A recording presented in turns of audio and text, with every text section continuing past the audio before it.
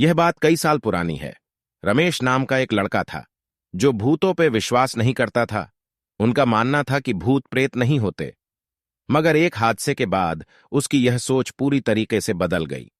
रमेश गर्मी की छुट्टियां मनाने के लिए अपने गांव गया हुआ था। जब पहले रमेश अपने गांव जाता था तो वहां पर वह अपनी छुट्टियां आराम से मनाता और वापस आ जाता था। मगर इस बार जब अपने गांव छुट्टियां मनाने के लिए गया तो वहां जाकर पता चला कि इस गांव में सर कटा हुआ एक भूत घूमता रहता है। खैर, रमेश ये सब बातों पर विश्वास नहीं करता था। उसे लगा कि उसके घर वाले उसे बाहर घूमने नहीं देना चाहते, इस कारण यह अफवाह फैला रहे हैं। एक दिन दोपहर के समय गर्मी बहुत ज्यादा थी, इसलिए वह गांव की बगीचे की ओर चल गया। बगीचे में एक बहुत बड़ा तालाब था। रमेश वहीं बैठकर ठंडी ठंडी हवाओं का आनंद लेने लगा। थोड़ी देर में उसे नींद आने लगी।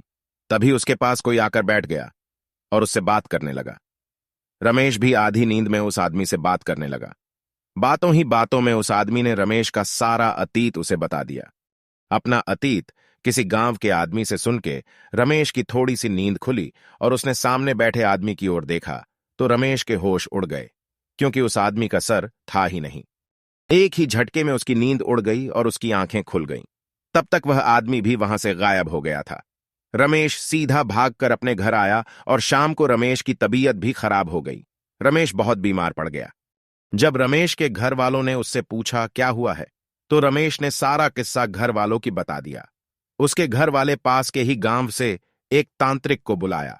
जब तांत्रिक ने उसका झाड़ फूंक किया, तब जाके रमेश की तबीयत में सुधार हुआ। उस घटना को सोचकर वह आज भी डर जाता है।